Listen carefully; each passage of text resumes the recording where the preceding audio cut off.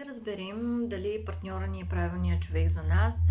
Най-лесният начин е, когато се замислим дали този човек ни дава някаква стойност, дали неговото присъствие ставаме по-добри, дали той точи от енергията ни или ни дава енергия, дали сме по-успешни, дали изкарваме повече пари, дали се чувстваме по-щастливи.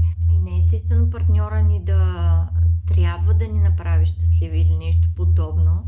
Напротив, но да добавя към нашето щастие. Тоест, абсолютно всяко едно нещо, което е като стойност, той да го удвоява. Да има удвояване. Дали ще е на щастието, дали ще е на парите ни, дали ще е на неща, които притежаваме. Самата стойност, която придава човека, ако той ви изцежда, ако не се чувствате добре, ако в бизнеса ви не върви, работата ви не върви, карате се с хората, приятелите, постоянно сте в лошо настроение, това са знаци всъщност, че вие не сте с правилния човек и всъщност трябва да преосмислите.